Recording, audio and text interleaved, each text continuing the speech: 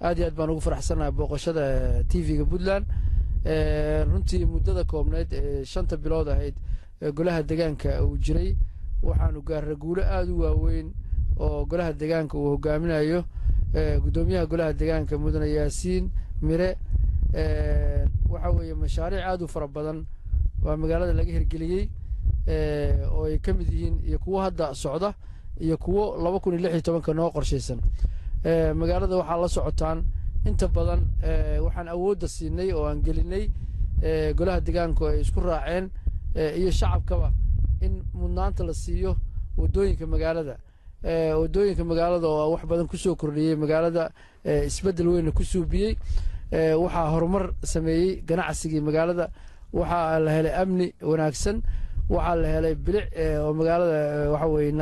dhalinyaradii magaalada buuqa iyo moobilada ku furan jirtay meelaha mugdiga waxa la sameeyay meelaha soo dhan waxa la geliyay soolaro haddana way socdaan waxaan ku talagalnay insha Allah magaalada oo dhan gabi ahaan in la gaarsiiyo leerarka waxa kale oo jira mashaariicda hadda socda sida la socotaan waxa kamid ah wadooyinkaasna waxa kamid ah wadada hadda airport-ka dhex gasha oo marta wadadaas oo ah 2 way koowaad hore u dhamaaday qaybtii labaadna hadda ay socotaa waxa kale oo iyada mashaariicdii noo qorshaysneed ahayd oo hadda socda ku sii daraan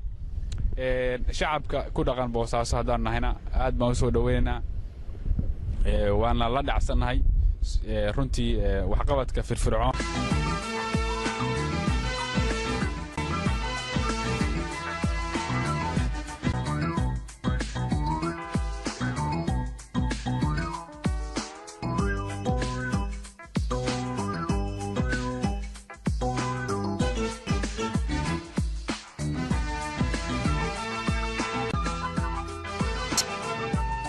nalalka nolol soo kordhiyay bilaa magaalada aad u wanaagsan maadaama gaadiidka darweynaha gaadiidka naay